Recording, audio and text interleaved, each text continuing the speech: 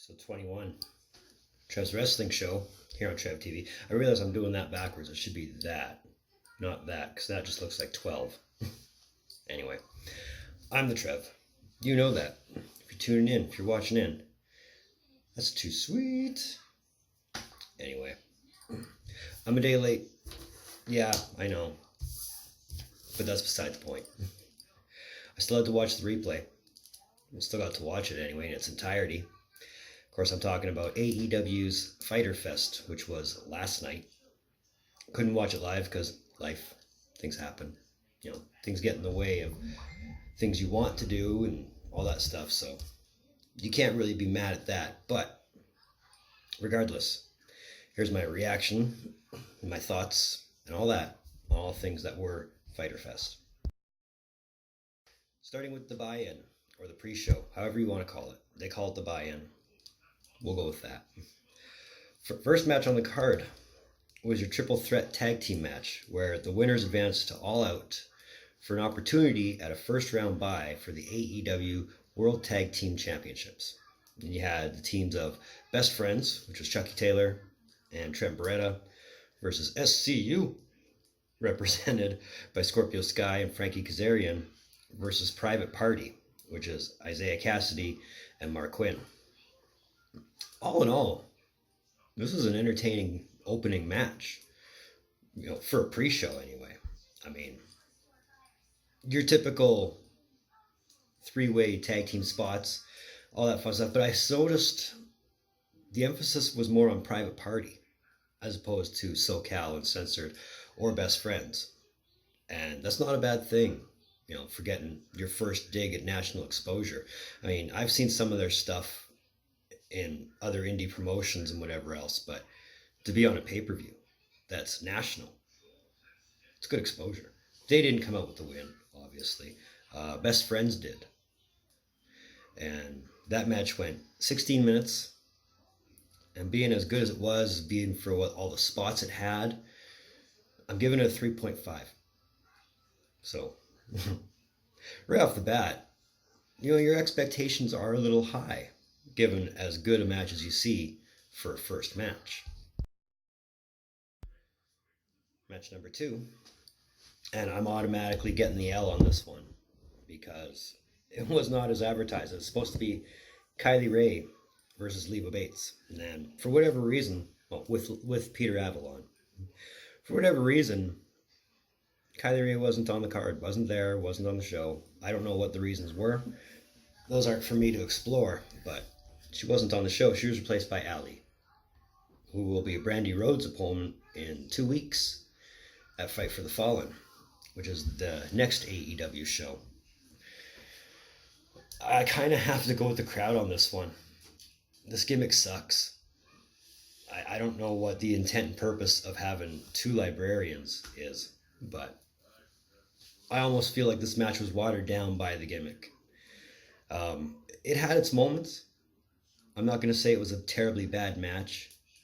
I mean, they had a nice couple visuals of Brandy keeping an eye on Allie, because they'll be, like I said, having a match at Fight for the Fallen. But for a match that went 8 minutes and 50 seconds, Allie ended up picking up the win. And like I said, I automatically get the L because I thought it was Kylie that was going to be in the match. So I predicted wrong. But again, that's out of my control. I'm only giving this match a 2. Again, it's not that it was a bad match. It just almost felt like it didn't need to be there. Like, it was almost pointless. Last match on the buy-in was your hardcore match featuring Michael Nakazawa versus Alex Jabali. And, oh, poor Jabali. Poor Jabali. I don't know if it was just a case of, you know, we're tag teaming on my event, so give me the spot. You know, let me have my couple minutes of fame in a wrestling ring. But his green showed. It showed a lot. And again, it almost felt like it was a circumstance that made the match less than enjoyable. I mean, it told the story for Nakazawa. you know, and it made sure to get him a win, but it wasn't what you'd expect from a hardcore match. And the match went 9 minutes 30 seconds. Nakazawa ended up getting the win. Again, it almost felt like it didn't need to be there. I get it. You know, there's filler. You know, certain things you need to fill with time, but if you don't need the match to be there, don't put it there. Moving on to the main card, match number 4 of the night. You had the Ring General, the Fallen Angel, Christopher Daniels, versus Shima. Now this was a good match. You know, lots of near falls, lots of submission attempts. Shima being the guy he is, you know, flying all over the place, and Daniels being able to keep up with him. It definitely washed away the last 2 matches, or at least the memory of the last 2 matches, you know, and them not having to be there. Match went 9 minutes 40 seconds. Shima got the win. I'm giving this match a 3. I'm hoping, you know, Shima can have the same kind of momentum and the same kind of luck against Kenny Omega at Fight for the Fallen. And maybe it will. Maybe, you know, with a guy as talented and as much skill as Shima has against a guy who has as much talent, as much skill as Omega, that could be an amazing match. Match number 5 was the triple threat women's match. You had Yuka Sakazawa versus Riho versus Nyla Rose. And oh my god, if they would just give Nyla a win and make it believable that she is the dominant force that she portrays herself to be, she could run roughshod all over the women's division. All over. I mean, as far as dominant moves, that was all her.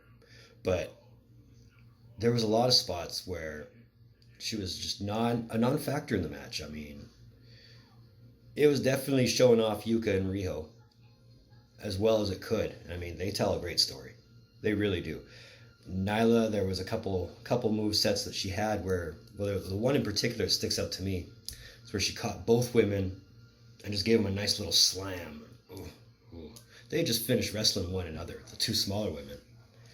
But match went 12 minutes 30 seconds, and Riho got the win when she pinned Nyla Rose.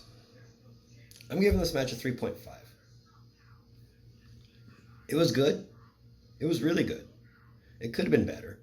But thankfully, there was no 4th participant this time. You know, there's no surprises on that one, so that's a good thing. Match number 6 was your 4-way match, which had Adam Page versus Jimmy Havoc versus Jungle Boy versus MJF. MJF is such a heat magnet. He is. And that's probably why I like him so much, is because he goes for the heat. But it was a good launch pad for Jungle Boy. It really was. I mean, he was all over this match. You know, I mean, never mind the fact that Luchasaurus was there in his corner. He wasn't even involved in that at all. But it was definitely a nice springboard for Jungle Boy. Jimmy Havoc, he got his spots in, but really, I almost hate to say it, almost felt like he didn't need to be there, because it was those 3, Page, Jungle Boy, and MJF, telling the greater story as opposed to Havoc. He was just there. I forgot to mention the winner of this match goes on to face Kip Sabian at Fight for the Fallen. So for the match that went 10 minutes and 50 seconds, Adam Page got the win. My prediction sucks so far. Oh my goodness. I get it though. I mean, the guy who's going for a chance to be your inaugural world champion, you want to give him momentum. You want him to have the push. So I can't fault him for that. But again, MJF, almost everything he touches is gold. So let's keep him going. Let's give him some wins. Make him, how do I put it? Make him a threat. Because I can imagine, him and Paige aren't done, and this will probably stretch beyond All Out.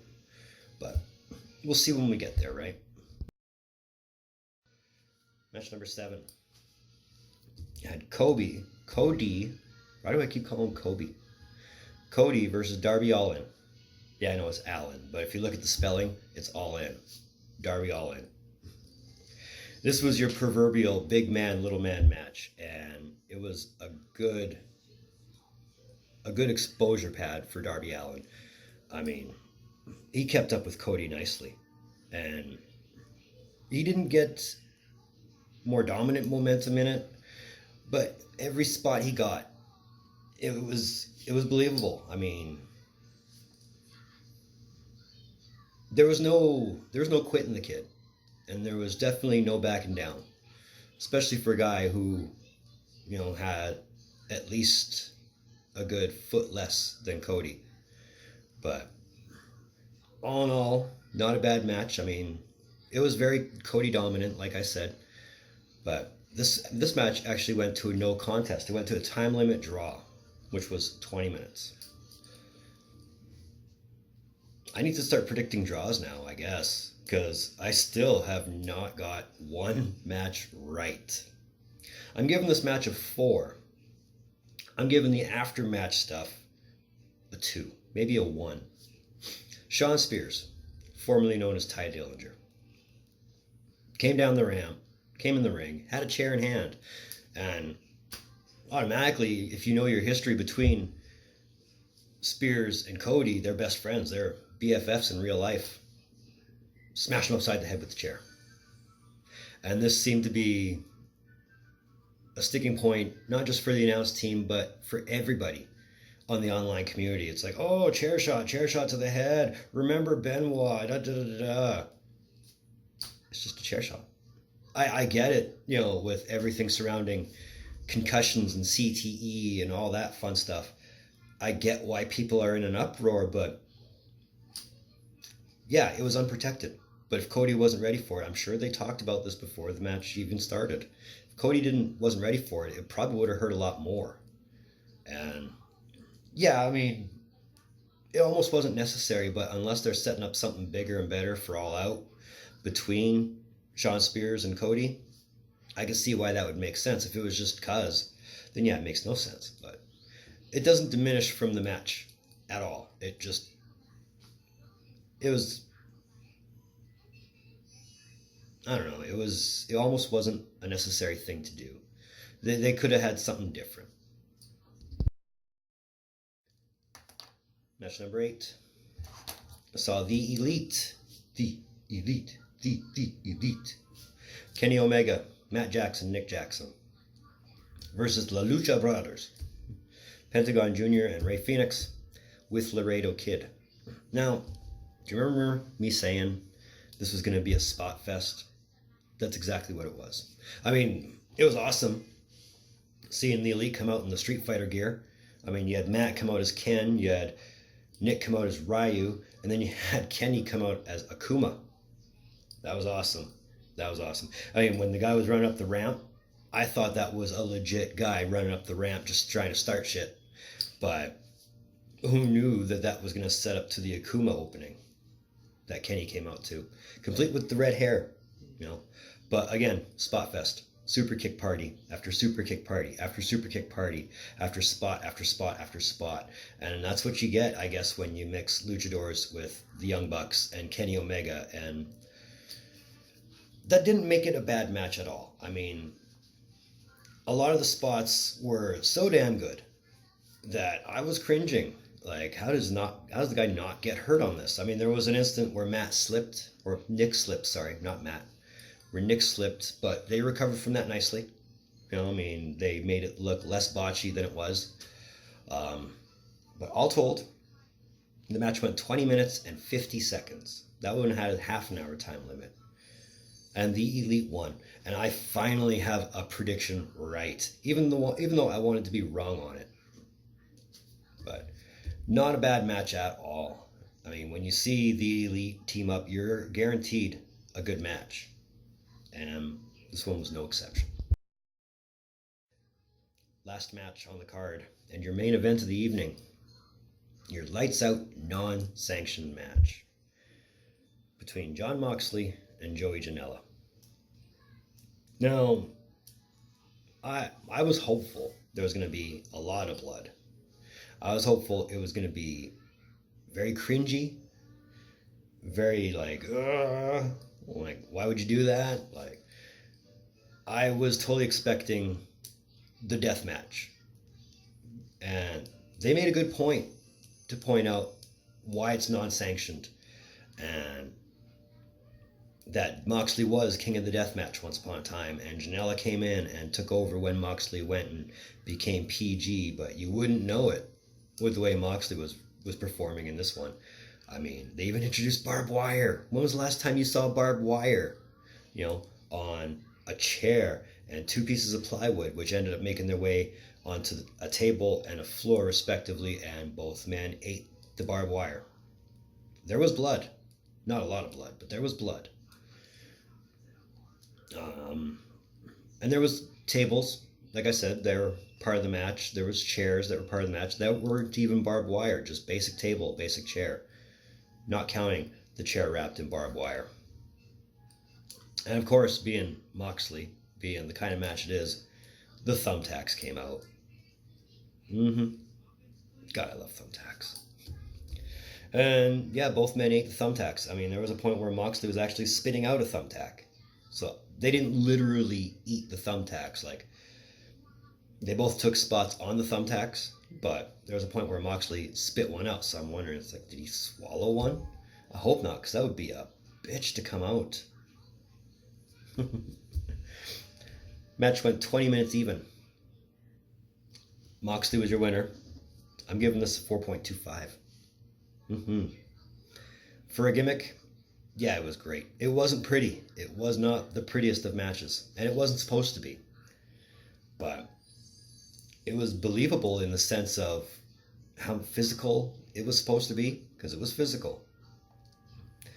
After the match, much like Double or Nothing, Omega came out and got his beef in with Moxley, which was expected.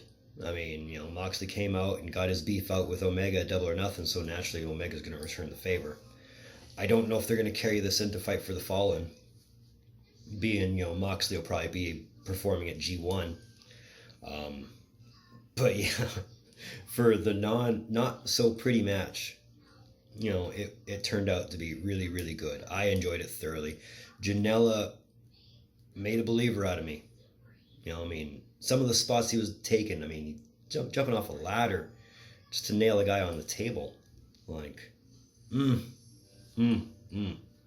that should have been a hardcore match. I mean, it was, essentially, but when you think hardcore match, you don't think Jabali Nakazawa, you think Moxley Janela. Hopefully that sets the bar for hardcore as far as AEW is concerned. All told, I mean, you can look past the 2 matches on the buy-in. I mean, a lot of people say pre-shows don't count. I'm one of the guys that thinks pre-shows do count, because it's still a win and it's still a loss for the people performing in it. You look past those, of course you're going to concentrate on the last 4 matches, because that is the Elite guys: Paige, Cody, Bucks, Kenny. I'm glad, you know, they made Moxley Janela the main event. You know, I mean, I couldn't see that match going on anywhere else in the card except last. All in all, though, I would give this show a 3.5. It wasn't quite Double or Nothing, and it didn't need to be Double or Nothing, but it was still good in its own way, and it still leaves you excited for Fight for the Fallen, which, like I said before, will be in 2 weeks. So I'm hoping, actually I'm quite sure, that Fight for the Fallen will still be a good card. Better than Fyter Fest? Maybe. Better than Double or Nothing? Maybe not. But again, we'll see when we get there. 21 of Trev's Wrestling Show here on Trev TV. I want to thank you for tuning in. Your viewership always means so much to me. Always has, always will. And I do appreciate every one of you that tunes into these videos. I don't know if anybody has told you today that they appreciate you, so let me be the first. I do appreciate you. If you like this video, give it a thumbs up. I'll appreciate that. And if you want to, you know where that red button is. You know what to do. Keep you up to date with everything I put out. If you want, you can find Trev TV on Facebook at Trev's TV.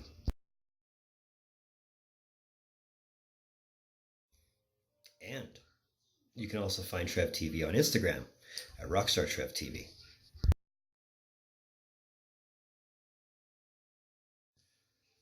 So going forward, you'll either have a video tomorrow or Tuesday, because tomorrow is free agency day in the NHL.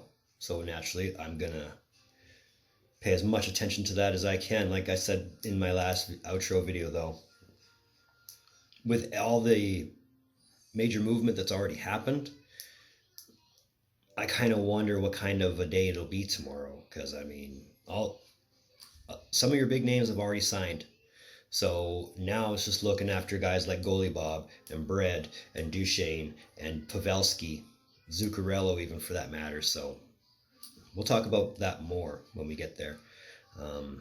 And yeah, whatever else happens to pop up. I know I've been putting off one episode I'm not really sure I want to do, but I'll give it some more thought.